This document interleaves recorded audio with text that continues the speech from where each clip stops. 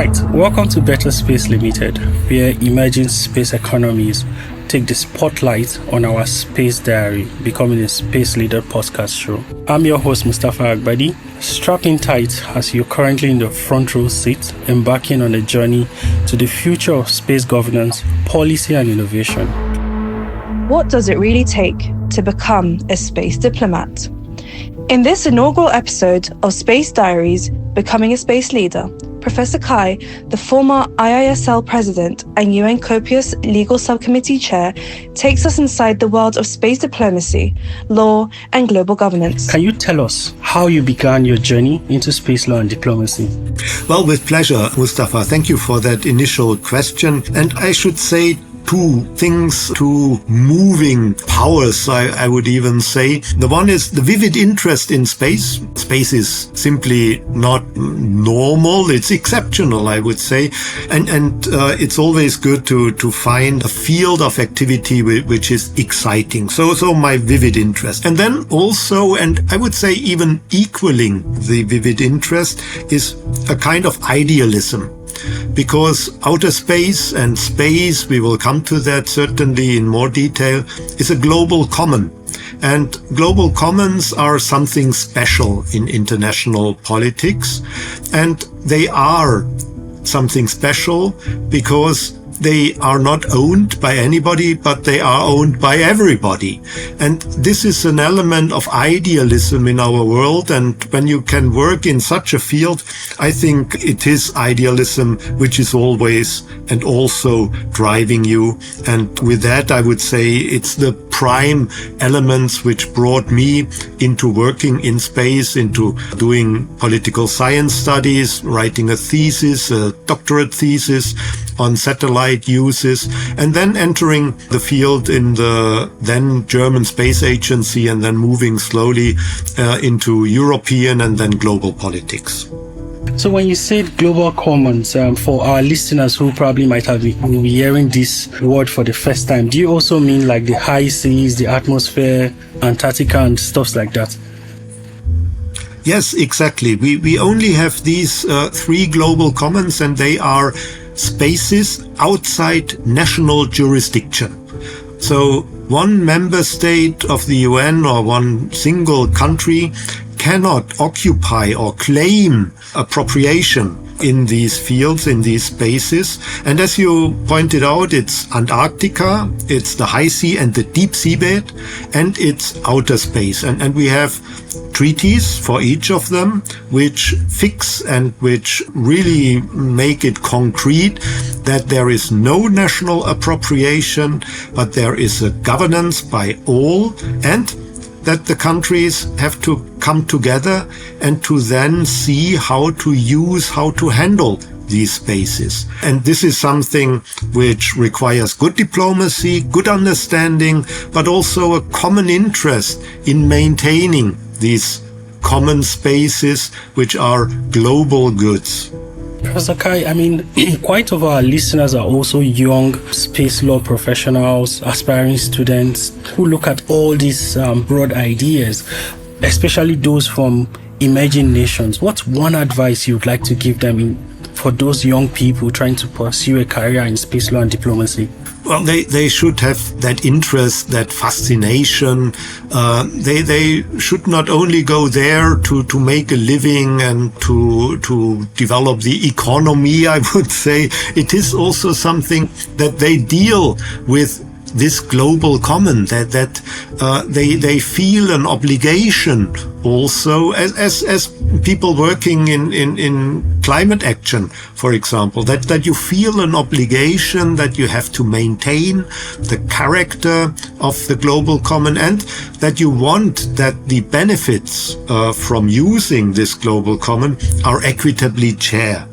And sharing is a big issue in global society, and we need more and more people to really work and even fight for that principle and that goal.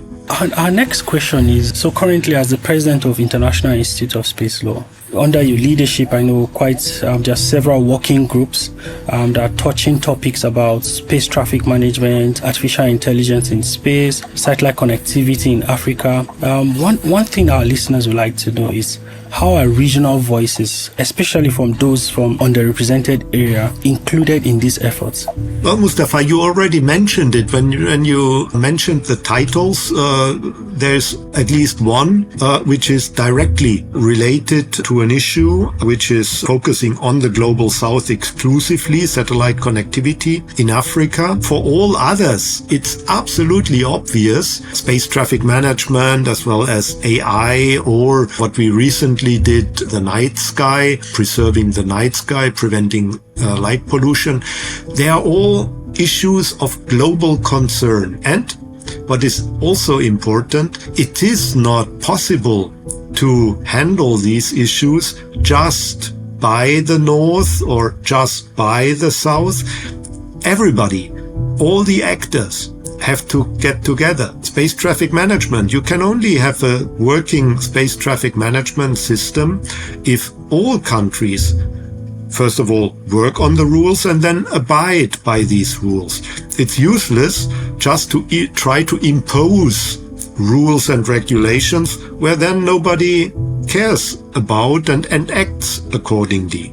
So this is important to have then also the interests reflected. And we in IISL, in the International Institute of Space Law, don't even need a policy, an explicit policy to have regional balance and regional cooperation for that purpose. But quite naturally, since we have so many qualified and engaged people from all world regions, that if we make a call for interest in participating in such working groups, we have really a worldwide and a global interest in that. Right.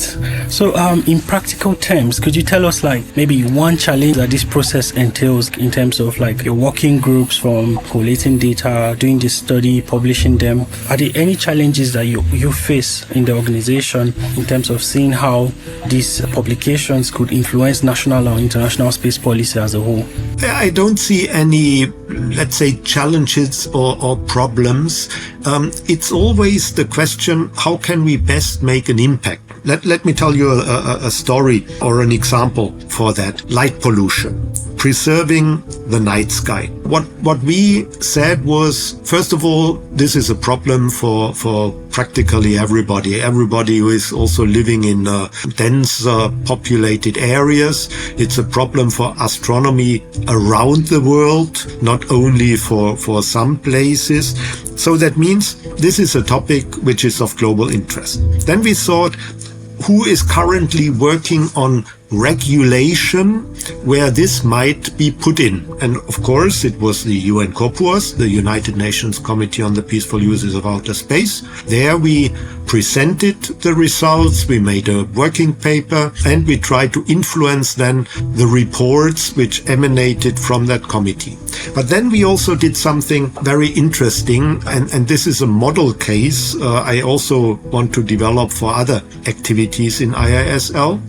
And this is that we said or realized the European Union wants to work on what they call Space Act. A Space Act which should encompass also issues of sustainability. So we approached what at that time was the presidency of the EU Council already 1.5 years ago. And we worked with them to present this topic, make the other delegations and countries aware, present solutions and activities. Then it went actually into action plans, and now during these days, yesterday actually or 2 days ago, the Commission presented the first draft of the Space Act, and to our big joy, I must say, they have already a provision on preserving the night sky and preventing light pollution in that act. I would not say that it was only us who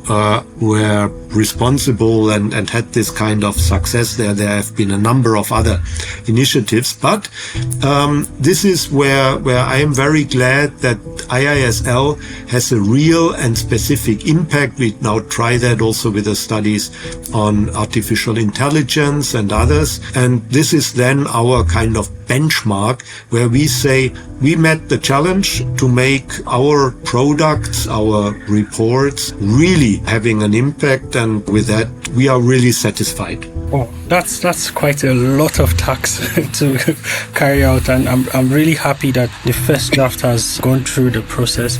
So would like to also move towards the conversation around space sustainability, which you also highlighted. You know, there's been these growing concerns around space debris in emerging countries, and for example, sometime last December in a village in Kenya, which is precisely called Makuku village, a 500-kilometer metal ring crashed in the village, and some of our listeners from Africa, some of our listeners in emerging countries would like to understand, are there currently legal innovations or governance tools that you believe are most crucial for ensuring long-term sustainability in space? Yes, there are such trends on all levels. The first level is, of course, the global level, where we have the sustainability guidelines being prepared in a very long and difficult negotiation process where all countries, all member states of UN COPUOS and also the General Assembly contributed, and where I would not even see any dominating single country or dominating group. So it was really and is a co-owned and co-developed paper and guideline. So I would say this is a good example, a very good example of, well, not binding, but nevertheless regulatory approaches on the global level. Then the next level, the national level, these things have to be implemented. And there I'm more than confident that this is working well. Let me tell you another example, another story. Allow me to just give such examples because they illustrate things very well. I was invited in my capacity as representing the International Institute of Space Law at the symposium of the UN Office for Outer Space Affairs on national legislation. And I was sitting on a panel with one country from the north and 3 countries from the south. And these countries from the south were what you would call smaller countries, which you would regard as typically not so involved. Amongst them Paraguay, for example. And they were presenting their national space legislation. I am saying that because there are in Europe a number, well, half of the European countries, they don't have a national space legislation which is implementing the international regulations and also implementing the sustainability guidelines. So when people say, oh, how can we teach the countries in the south? No, nobody has to teach them. They are not only aware, they are already taking action before some European countries take action. So this is on the one hand encouraging, but of course it's not so encouraging when you look at the European countries which are behind. But this is just one example where I say and I see it every day that this is a global community where there is, of course, some countries with big capacities and some with less capacities, technological rockets, satellites, and so on, but where the political and diplomatic understanding is already very, very global. And this makes me also confident that we can make more and better steps in bringing sustainability, in particular the reduction of space debris, but also questions like preservation of the Earth atmosphere when satellites descend, that we bring such activities forward. Now you asked if I can, one more sentence on that. If you asked how is international law responding to that, I should say international law is already there. There are fantastic provisions like state responsibility and state liability. But there is one thing which has to be done, and this is you have to invoke your rights. Because if you just see something drop and say, oh my God, it dropped, but I don't dare to then go to that country which caused this space debris to fall on my territory, when you say, oh, better not, it's an important country and I don't want to mess up with it, then of course the best laws are useless. You have to invoke your rights if something has happened, and there are rights, and these rights have to be taken seriously and have to be invoked.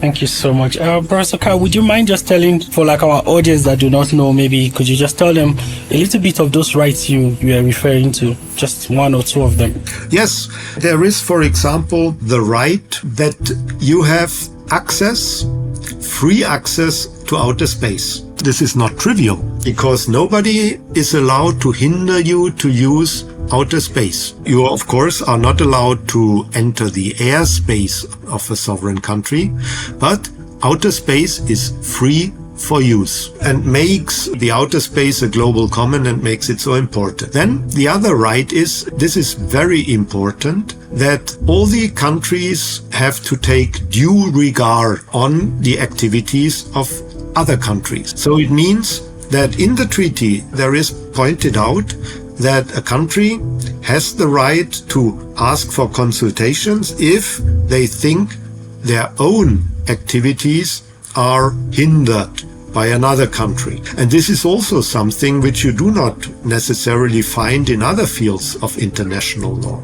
And the last one is, which I just want to mention, there are many more, is that when something happens to your territory, to your citizens, but also to an aircraft in flight caused by the debris in particular of another country, you are able to claim compensation because the other country or any country using space is responsible and liable. And this is something which is very important, as you can see from the example in Mukuku village, that there is responsibility that the government of Kenya can go to the government of the country which caused the damage. Even if it was a private company, it's the state which is responsible and can claim compensation. So as regards the UN COPUOS Long-Term Space Sustainability Guidelines, our audience would like to know how these guidelines are applicable to emerging space nations. Well, they are applicable to all. So this is the typical way UN COPUOS works.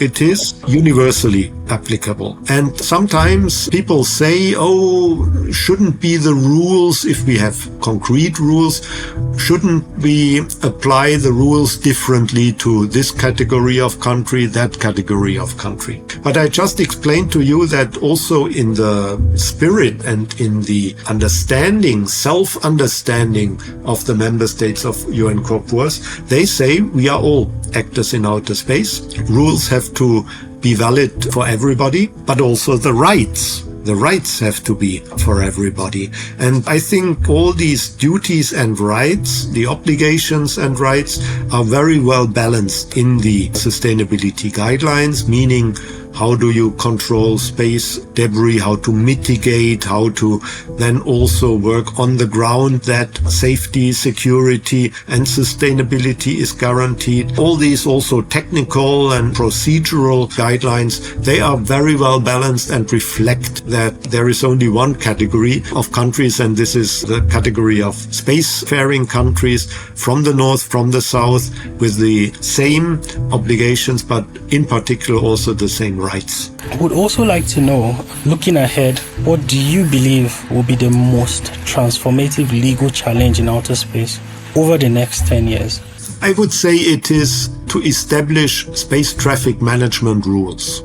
We have set up actually a working group for that, a study group. And another anecdote, I was the chair of the legal subcommittee of UN COPUOS between 2014 and 2016. And it was at that time when we put space traffic management on the agenda. So it's on the agenda already for 10 years, but not much has been done.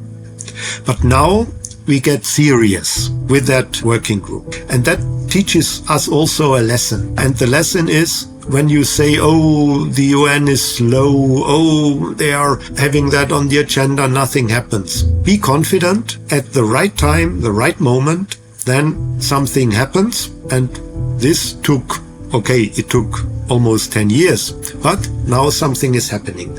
And what will be happening is that we might be at the beginning of setting out a traffic system which can be in the future comparable with a traffic system on the ground or in the air. This should be also our ambition in order to provide safety for space operations and to avoid accidents, to avoid collisions, but also to make it possible that all the countries and all the actors in outer space can use space in a reasonable, free, but also careful way which is not hindering the others. All right.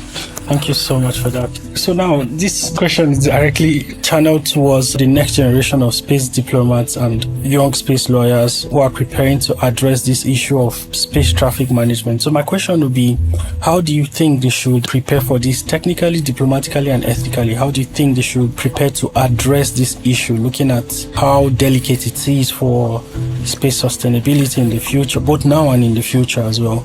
Well, you put it and categorized it perfectly well. Technically, it's the question of finding the best and the sound ways of setting out regulations, because you can make regulations too soft, then they are useless possibly. It's in particular the case when you go for environmental or sustainability ideas and issues. But if you are too strict, then for example, not everybody can afford going into space. So you have to find the right balance between the technical solutions and the effects. The second is diplomatically, I think you mentioned. Diplomatically, it has to involve everybody. It also should involve not only the governments, but also private actors. Of course, they are not deciding. They have to advise. They have then also to bring in their ideas and their expectations. And sometimes very often I would say, they know the technical details better than the governments themselves. So you need them. Diplomatically, I just mentioned that. And ethically, this is also something where I would say we are a little bit behind other areas. The citizens are not so much involved in the governance of space. The citizens are usually there to say, I'm happy that I see an astronaut, but I think we should involve the citizens much more in asking them, what do you expect from space? Do you understand that space as a global common is something for everybody? Do you have special ideas on how we should shape the governance in order to come up with something which is equitable and which is fair? So this is something I'm grateful that you mentioned, that we don't forget about that, and to link it again with the question of space as a global common, because we only have these 3 global commons, and in my view, we should maintain them. We should not do away with them and make everything private property and business, but maybe we should even have more global commons also on the earth, on the ground. And this is where we can learn from how we are governing outer space. Wow, thank you so much for that amazing first part of the podcast series. So Professor Kai will be moving on to our orbital rounds. It's a set of quick, rapid questions where we just expect rapid answers from you to give our audience an insight into space. So the first question is, of all the roles you've held, which one challenged you the most? Well, I would actually say to lead the International Institute of Space Law, which is an association around the world on all continents. Not so much because it's complicated or difficult, but the challenge is to make the best out of these many opportunities which are there, the engaged people, the many views reflected and promoted, and to then make it really happen and make it providing an impact with idealism. I would say, idealism in the sense of guaranteeing the rule of law. I think that was the biggest challenge and is still the biggest challenge for me. So, thank you. So, beyond domestic law, what are the biggest gaps in international law you see today? I would say we are lacking transparency and confidence building measures. As we are all aware, the status of outer space is contested. We see a lot of military activity, even the militarization of space. We see harmful interferences. And I think that we have to start with setting up again, as we did in the Cold War, transparency and confidence building measures. They are easier to get than armament treaties, disarmament treaties or arms control treaties, but they will be key in further developing any field of peaceful uses of outer space. So how do we accelerate space policy development on a global scale? I would say through discussing and jointly developing the issues. And this is what you called also quite rightly space diplomacy. We have to identify also what are the global principles, the key principles for global activities, and they're also for a global space economy, which involves and brings in more and more countries. And this has to be done, again, also on the basis of fairness and equitability. Right. So what's one space law myth you would like to debunk? That's easy. That's absolutely easy. And you will see from my answer that I give such an answer very frequently, almost all the time. The myth is the Outer Space Treaty of 1967, which is the basic treaty for outer space. It's 60 years old. And people say, oh, it's 60 years old, so it has to be useless. It's obsolete. But this is a myth and this is wrong. And all the listeners I would like to make to be ambassadors for the Outer Space Treaty, because the Outer Space Treaty is 60 years old, but it contains principles. It's a treaty on principles, and we touched a few upon them. Freedom of use, non-appropriation, state responsibility, peaceful uses, and also liability and international cooperation. They have to be maintained. Those people who say, oh, it's old and obsolete, they just want to do away with these principles because they want to monopolize space activities, or they want to give it to the private sector. And this must not happen. And therefore, this myth has to be counterbalanced. And I really beg all who are listening now to become ambassadors for the Outer Space Treaty, which is 60 years old, but it's only 60 years old and it has splendid principles which we have to maintain. Right.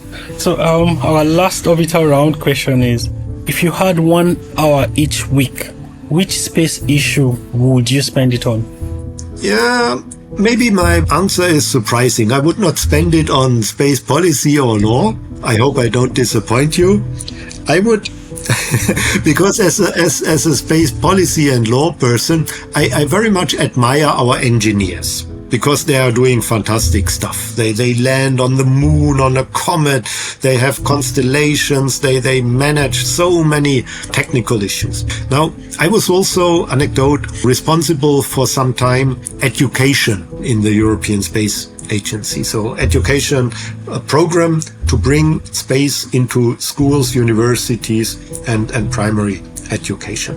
And one of our activities was that we funded a number of universities to build their own CubeSat. A CubeSat is a little satellite with 10 centimeters each, so it's a small cube. And what I would like to do is to join one of these groups which is working on such a CubeSat, 1 hour per week, to learn how the system works, to see also the engagement, and simply to have a feeling for space, and they are then launched, these satellites. Some of them have experiments looking out into space, some down to Earth, some look at the atmosphere. And this is then a wonderful empowerment when you see that you can contribute to something like climate change, the observation and action on climate change, and also a personal thing, not only for humans, but also for animals, for the biosphere as a whole. These are things which I would then like to invest this 1 hour, if you allow me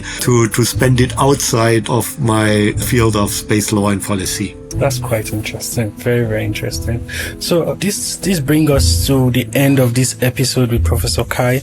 But Professor Kai, before we let you go, for young persons that are interested in space law and policy, how can they actually get involved with the IISL, that's the International Institute of Space Law? Well, we have a good website which provides insight in all the options and opportunities. We have, of course, the study groups and the study group leaders. They are all pointed out. They are happy to take up interested people. The second is we have a lot of seminars, colloquia, and so on. Watch out for deadlines to submit abstracts, and in particular abstracts for the colloquium we hold at the International Astronautical Congresses are most welcome. And then the last point is our moot court competition, the IISL Manfred Lux Space Law Moot Court Competition. It is a global competition, and last anecdote for that purpose, it was under my support when I was president of the institute that we extended the regions to a Latin American region. We only had 4 so far, and I took particular effort in extending that to a 5th Latin American region. So to become even more inclusive also for the Southern Hemisphere to participate in that. So if there are students, active students, law students who want to participate, they should look at our dedicated web page for that, whether they and how they could then put up teams in their university and participate in that, because it's super educative and it's absolute fun to learn about space law through participating in a moot court competition. Wow, thank you so much. I attended one of the moot court process at the IAC in Washington, D.C. in 2019. It was a very fantastic experience. And I think the year after, an African team actually won, which was quite fascinating to see countries from emerging countries taking good position in the moot court. So before we go... Oh yes, Mustapha. The African team was from Cape Town. It was in 2018 in Bremen. And you should also mention that the main feature of our moot court competition is that it is judged, the world final is judged by 3 judges, sitting judges from the International Court of Justice. They usually don't judge moot court competitions. We are the only one. And this makes us not only proud, but also it's super attractive for the participating students. And I should say one other word. We have now more than 120, sometimes even 130 teams participating globally. And the biggest region with the biggest participation is Asia Pacific. And there, the biggest participating country with the most student teams is India. So India is almost equaling the whole number of European teams. And this shows where interest, also talent is. And this is, again, I don't make any distinction anymore of north, south and smaller countries and these countries. We are getting closer and closer to one community, one space community in all the continents, with a knowledge base which, as I just mentioned, and you mentioned it, already 10 years ago an African team was winning that global competition. So this shows how very much on an eye level we are operating in the field of policy, law and diplomacy. Wow, thank you so much. So before you leave, there's this tradition we're starting as our pioneer guest. We would like you to pass on a next question to the next space leader that would be coming on the podcast. So what question would you like to ask the next space leader? I would ask, how can we preserve outer space as a global common? Right. Thank you so much for tuning into the Space Diaries podcast. And Thank you so much, Professor Kai, for today. Mustapha, it was my pleasure. Thank you very much for inviting me. Thank you for your challenging questions. I very much enjoyed responding to them, and I hope that I was able to pass a few messages to the audience, in particular to become an ambassador for the Outer Space Treaty. Thank you so much. So do not forget to subscribe and follow Better Space Limited for more conversations shaping the future of emerging space economies. Thank you.